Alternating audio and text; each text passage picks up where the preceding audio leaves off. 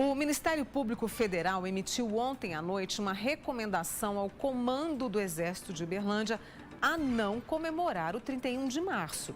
O presidente Jair Bolsonaro determinou nesta semana que a Defesa Nacional faça as comemorações a essa data, que é quando se completam aí 55 anos da ditadura militar no Brasil. O Danilo Cacheta está ao vivo com a gente. Danilo, para explicar melhor, né, essa recomendação.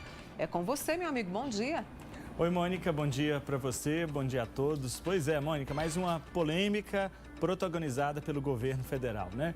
Desta vez, a história começa no início da semana, quando o porta-voz da Presidência da República, Otávio do Rego Barros, vai à imprensa dizer que, por determinação do presidente Jair Bolsonaro, as Forças Armadas deveriam fazer as comemorações devidas ao 31 de março de 1964, que é quando deu início ao regime militar no Brasil.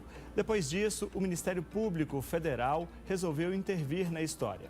Ontem, os procuradores Leonardo Macedo e Onésio Amaral, aqui do Ministério Público Federal em Uberlândia, emitiram uma recomendação ao comandante do 36º Batalhão de Infantaria Motorizado aqui da cidade, o Exército aqui em Uberlândia, para que eles se abstenham de fazer qualquer tipo de comemoração militar fardado lá no quartel nesta data. Inclusive, ontem, Mônica, o Ministério da Defesa chegou a publicar a ordem do dia com uma carta que deve ser lida até amanhã em todos os quartéis e batalhões militares do país. Mas essa recomendação será encaminhada hoje ao Batalhão do Exército aqui em Uberlândia e a gente ainda não sabe se eles vão acatar. Ontem pela manhã eu conversei com um tenente do Exército aqui do Batalhão de Uberlândia.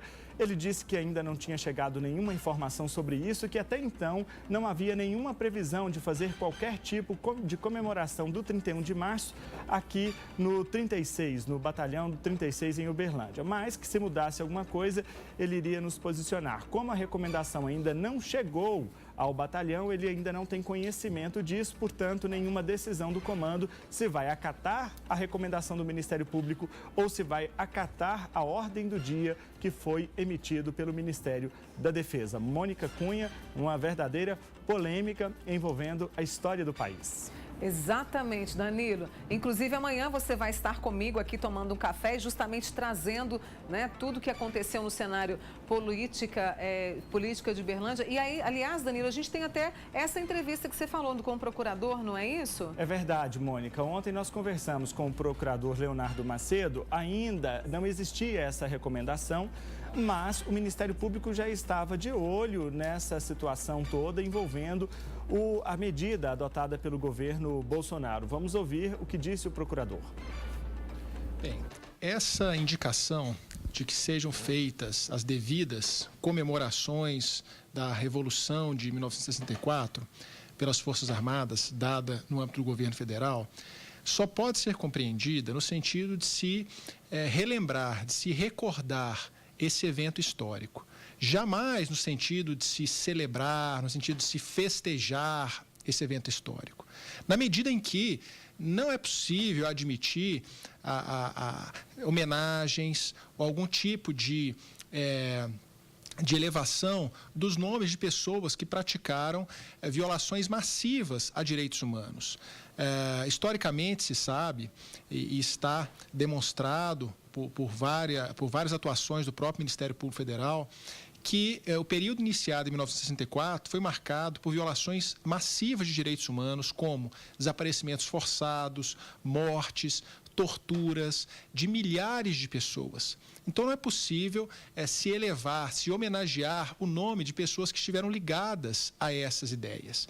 Então, claro, a liberdade de expressão, de livre manifestação do pensamento, ela acoberta o debate, ela permite discussão de ideias, debate de ideias, mas jamais a possibilidade de se utilizar do erário público, dos recursos públicos, para homenagear, para festejar pessoas ligadas a essa atuação de violação de direitos humanos. O Ministério Público Federal está vigilante a essa situação.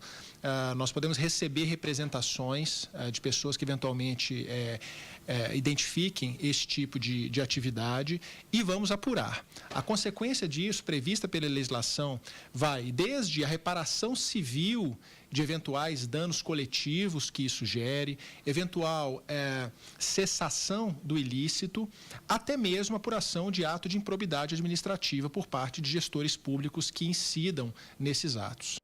Muito bem, você acompanhou a Sonora do Procurador e amanhã, reforçando, o Danilo Cacheta comigo, tomando um café e comentando sobre o cenário político esta semana no Brasil.